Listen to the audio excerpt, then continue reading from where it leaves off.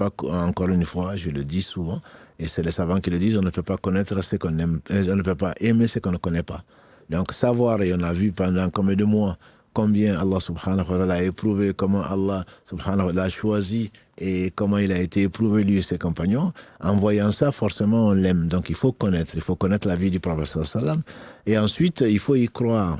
C'est aimer le prophète sallam, comme Allah le dit, hein, si vous prétendez même aimer Allah, ne parlons pas de son prophète, sallam, forcément suivez-le.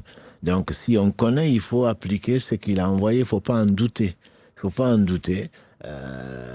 Et ce ne sont pas les versets qui manquent. Il faut lui obéir dans ce qui est authentique. Donc ce ne sont pas également les versets qui manquent, notamment dans la sourate 4, comme les versets 59, 65, 69, 80 et bien d'autres versets. Donc il faut lui obéir. Mais on ne peut pas désobéir à quelqu'un qu'on aime, c'est pas vrai. C'est que l'amour, il est platonique, l'amour, il est faux. Et dans la vie, bien entendu, on va obéir à celui qu'on aime. Ça, on le sait. On obéit à nos passions, malheureusement, et on n'obéit pas.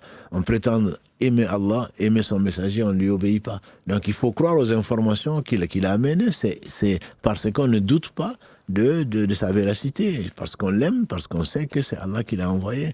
Et il faut aimer ce que le prophète aimait, notamment le bon comportement, et le prendre comme modèle. Donc, il y a, bien sûr, on peut y rester des heures et des heures, mais aimer, ça deviendrait un amour platonique si on fait le contraire de celui qu'on prétend aimer.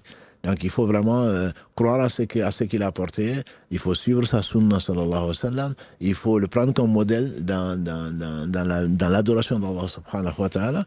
Et cela ne veut pas dire que l'extérieur est plus important que l'intérieur, mais justement l'extérieur va se refléter donc dans l'intérieur, et on aura la saveur de la foi comme il l'a promis sallallahu alayhi wa sallam. Barakallahu fik pour cette précision.